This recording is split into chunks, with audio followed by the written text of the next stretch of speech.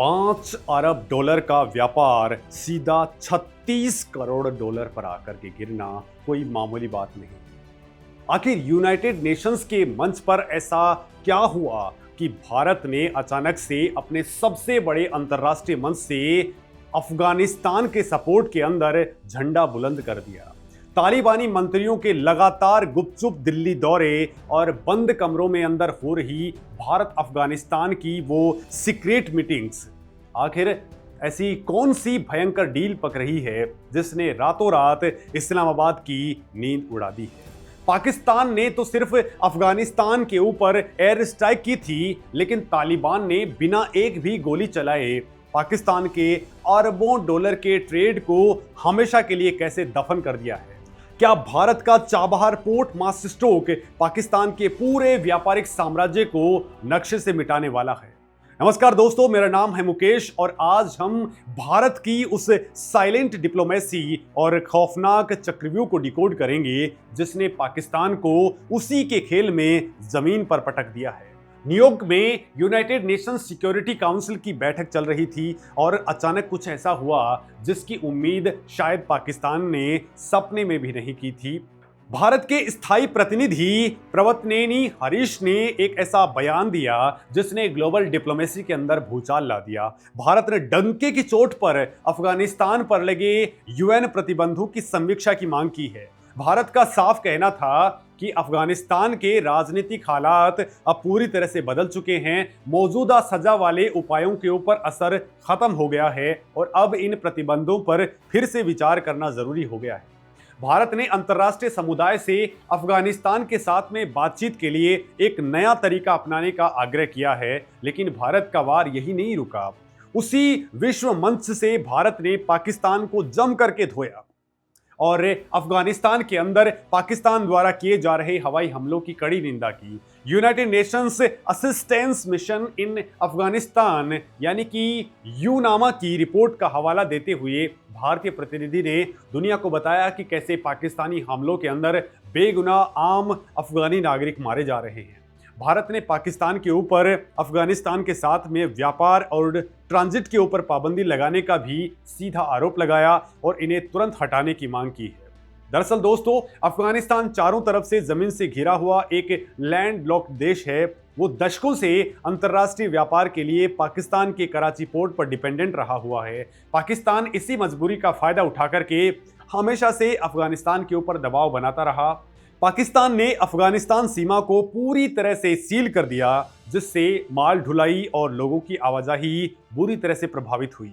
पाकिस्तान को लगा कि बॉर्डर बंद करके वो तालिबान का गला घोट देगा और उन्हें घुटनों पर ले आएगा, लेकिन दोस्तों उसे ये नहीं पता था कि काबुल अब इस्लामाबाद की तरफ नहीं बल्कि सीधे भारत की तरफ देख रहा है। अब दोस्तों, आप सोच रहे होंगे कि आखिर भारत तालिबान के लिए इतनी बड़ी बैटिंग क्यों कर रहा है। दोस्तों, असली खेल कूटनीति और व्यापार के उस साइलेंट वॉर का है जिसमें पाकिस्तान अब बुरी तरह से फंस चुका है। पाकिस्तान की इस ब्लैकमेलिंग का नतीजा ये हुआ कि अफगानिस्तान ने पाकिस्तान को उसी की भाषा में ऐसा जवाब दिया है कि आज पाकिस्तानी इकोनॉमी खून के आंसू रो रही है। अब दोस्तों, जो आंकड़े मैं आपको बता रहा हूं उनको जरा ध्यान से सुनिए, आपका दिमाग घूम जाएगा। साल 2021 के अंदर अफगानिस्तान और पाकिस्तान के बीच में ट्रांजिट ट्रेड $5 बिलियन यानी कि लगभग $5 अरब का था, लेकिन अब वित्त वर्ष 2026 के जो आंकड़े सामने आए हैं वो बताते हैं कि ये व्यापार गिर करके सिर्फ $367 मिलियन का रह गया है।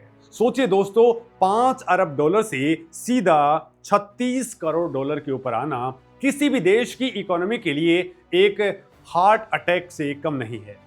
दोस्तों, साल 2023 के अंदर जब ट्रांजिट ट्रेड अपने पीक पर था, तब हर साल 1,02,000 से ज्यादा कंटेनर बॉर्डर पार किया करते थे। उस दौरान कुल ट्रेड वैल्यू $6.7 अरब तक पहुंच गई थी, लेकिन इसके बाद में जो गिरावट शुरू हुई है वो रुकने का नाम नहीं ले रही। वित्तीय वर्ष 2024 के अंदर कंटेनर ट्रैफिक गिरकर के 54,114 रह गया। अगले साल ये और गिर करके 42,959 पर आ गया और इसका मूल्य सिर्फ $1.36 अरब डॉलर रह गया और अब वित्तीय वर्ष 2026 में ये अपने सबसे न्यूनतम लेवल पर पहुंच चुका है, जहां कंटेनरों की संख्या घटकर के सिर्फ 11,600 रह गई है।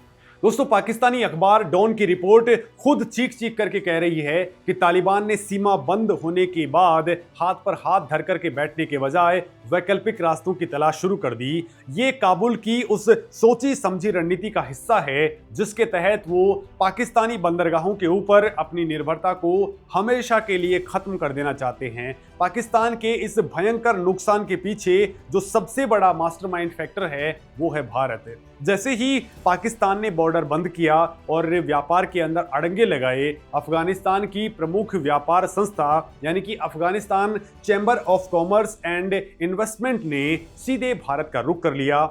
ACCI के चेयरमैन सैयद करीम हाशमी और अफगानिस्तान के अंदर भारतीय राजदूत यतीन पटेल के बीच में काबुल में जो रणनीतिक बैठक हुई उसने पूरा गेम पलट दिया। अफगानिस्तान अब भारत से बिजनेस वीजा जारी करने की प्रोसेस को तेज करने से सरल बनाने और प्रशासनिक बाधाओं को खत्म करने की डिमांड कर रहा है। दोस्तों, कृषि, निर्यात, हस्तशिल्प और माइनिंग सेक्टर के अंदर अफगानिस्तान सीधा भारत के साथ में लॉन्ग टर्म इकोनॉमिकल पार्टनरशिप मजबूत करना चाहता है। आज के टाइम के अंदर भारत और अफगानिस्तान का द्विपक्षीय व्यापार 907 मिलियन डॉलर के पार पहुंच चुका है। दोस्तों, पिछले 5 सालों के अंदर तमाम राजनीतिक उथल पुथल के बावजूद ये व्यापार लगातार 1 अरब डॉलर के आसपास बना हुआ है। हाल ही के महीनों के अंदर भारत ने अफगानिस्तान के साथ में अपने संबंधों को लगातार बढ़ाया है। इसी महीने की शुरुआत के अंदर अफगानिस्तान के कृषि मंत्री मौलवी अताउल्ला ओमारी ने नई दिल्ली का दौरा किया, जिसमें कई अहम समझौतों पर सहमति बनी। अफगानिस्तान के व्यापारी अब समझ चुके हैं कि पाकिस्तान के ऊपर भरोसा करना अपने ही पैरों के ऊपर कुल्हाड़ी मारने जैसा है। लेकिन दोस्तों, असली मास्टर स्ट्रोक व्यापार का वॉल्यूम नहीं बल्कि वो कनेक्टिविटी रूट है जिसने पाकिस्तान को ग्लोबल सप्लाई चेन से उठा करके बाहर फेंक दिया है। और यहीं पर एंट्री होती है भारत के उस ब्रह्मास्त्र की जिसे हम ईरान का चाबार पोर्ट कहते हैं। दोस्तों, दशकों से पाकिस्तान भारत को अपनी ज़मीनी रास्तों से अफगानिस्तान तक सामान नहीं भेजने देता था। उसे लगता था कि वो भारत और सेंट्रल एशिया के बीच में एक अभेद्य दीवार बनकर के खड़ा है। लेकिन भारत ने ईरान के साथ में मिलकर के चाबार पोर्ट को डेवलप किया और पाकिस्तान को नक्शे से ही बाईपास कर दिया। दोस्तों, चाबहार पोर्ट पाकिस्तान के कराची पोर्ट के मुकाबले कहीं ज़्यादा विश्वसनीय, पारदर्शी और सुरक्षित विकल्प प्रदान करता है। लेकिन भारत की रणनीति सिर्फ एक पोर्ट बनाने तक सीमित नहीं थी। भारत ने पश्चिमी अफगानिस्तान के अंदर 218 किलोमीटर लंबा जरांज दिलाराम हाईवे बनाया है। ये कोई मामूली सड़क नहीं है बल्कि ये ईरानी सीमा को अफगानिस्तान के रिंग रोड नेटवर्क से जोड़ती है। दोस्तों, इस हाईवे को बनाने के लिए भारत के बॉर्डर रोड ऑर्गेनाइजेशन ने अपनी जान की बाजी लगाई थी और आज वही हाईवे पाकिस्तान के ताबूत के अंदर आखिरी कील साबित हो रहा है। अब दोस्तों, भारत का माल सीधे समुद्र के रास्ते चाबार पहुंचता है, वहां से सड़क के रास्ते जरांज दिलाराम हाईवे होते हुए पूरे अफगानिस्तान और फिर वहां से सेंट्रल एशिया के देशों जैसे कि उज्बेकिस्तान, ताजिकिस्तान और कजाकिस्तान तक निकल जाता है। पाकिस्तान के रास्ते की अब किसी को जरूरत ही नहीं बची है। दोस्तों, यहाँ पर एक बहुत बड़ा जियोपॉलिटिकल सवाल भी उठता है कि जिस तालिबान को पाकिस्तान ने अपने फायदे के लिए पाला पोसा, वो आज भारत के साथ में क्यों खड़ा है? तो दोस्तों, इसका जवाब पाकिस्तान की अपनी ऐतिहासिक गलतियों और भारत की सॉलिड विदेश नीति के अंदर छुपा हुआ है। पाकिस्तान ने हमेशा अफगानिस्तान को अपना स्ट्रेटेजिक डेप्थ समझा है। उसने वहां पर सिर्फ आतंकवाद, कट्टरपंथ और अस्थिरता फैलाई है ताकि काबुल में हमेशा एक कमजोर सरकार रहे जो इस्लामाबाद के इशारों पर नाचे। दूसरी तरफ भारत ने अफगानिस्तान के अंदर संसद भवन बनाया है, सलमा डैम बनाया है जिसे फ्रेंडशिप डैम भी कहा जाता है, स्कूल और हॉस्पिटल्स बनाए हैं, सड़कें बनाई हैं। भारत ने वहां के लोगों की कैपेसिटी बिल्डिंग के ऊपर अरबों डॉलर का इन्वेस्टमेंट किया है। अब तालिबान दोबारा सत्ता में आया तो शुरुआत के अंदर पाकिस्तान जश्न मना रहा था कि अब अफगानिस्तान उसकी मुट्ठी में होगा। लेकिन दोस्तों, सत्ता में आने के बाद से तालिबान को भी समझ में आ गया कि देश चलाने के लिए इकोनॉमी, इंफ्रास्ट्रक्चर और व्यापार चाहिए, सिर्फ गोलियां नहीं। और दोस्तों इस पूरे रीजन के अंदर इकोनॉमी को बूस्ट करने के लिए भारत से बेहतर, शक्तिशाली और भरोसेमंद पार्टनर और कोई नहीं हो सकता है। पाकिस्तानी सरकार ने जिस तरह लाखों अफगान रिफ्यूजीज को रातों रात धक्के मार के देश से बाहर निकाला, डुरंड लाइन पर तारबंदी की और क्रॉस बॉर्डर एयर स्ट्राइक्स की, उसने दोनों देशों के बीच में नफरत की खाई को इतना गहरा कर दिया है जिसे पाटना अब नामुमकिन है। आज पाकिस्तान के सीमावर्ती प्रांतों के व्यापारी दिवालियापन के शिकार हो रहे हैं और दूसरी तरफ अफगानिस्तान भारत की मदद से अपनी इकोनॉमी को ट्रैक पर ला रहा है। दोस्तों इस पूरी कहानी के अंदर एक और डीप लेयर है जिसे समझना बेहद जरूरी है। ये लेयर चाइना और पाकिस्तान के सी पैक प्रोजेक्ट से जुड़ी हुई है। चाइना चाहता था कि अफगानिस्तान भी उसके बेल्ट एंड रोड इनिशिएटिव का हिस्सा बने और पाकिस्तान के रास्ते चाइना का माल पूरे मिडिल ईस्ट तक लेके जाए, लेकिन भारत ने चाबहार और जरांज दिलाराम कनेक्टिविटी कॉरिडोर को एक्टिवेट करके चाइना और पाकिस्तान के इस पूरे नेक्सस को कड़ी टक्कर दे दी है।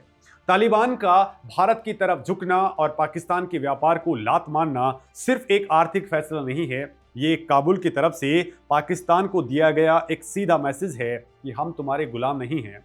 भारत की डिप्लोमेसी का ये वो नया और एग्रेसिव दौर है जहां हम सिर्फ घटनाओं पर रिएक्ट नहीं करते बल्कि अपना गेम खुद सेट करते हैं। हमारी विदेश नीति अब स्ट्रेटेजिक ऑटोनॉमी और नेशनल इंटरेस्ट के पीक पर काम कर रही है। यूएन के मिशन के अंदर जाकर के तालिबान पर लगे बैन हटाने की वकालत करना कोई छोटा मोटा कदम नहीं है। ये दिखाता है कि अब भारत ग्राउंड रियलिटी को स्वीकार करते हुए अपने लॉन्ग टर्म फायदे के लिए किसी भी पुरानी डिप्लोमेटिक बाउंड्री को पुश करने से पीछे नहीं हटेगा। हम अफगानिस्तान के अंदर एक ऐसा पावरफुल इकोसिस्टम डेवलप कर रहे हैं जहां पाकिस्तान का प्रभाव पूरी तरह से जीरो हो जाए। अब दोस्तों इस पूरे मामले पर आप क्या कुछ सोचते हैं, कमेंट करके अपनी बात जरूर बताएं। नमस्कार दोस्तों।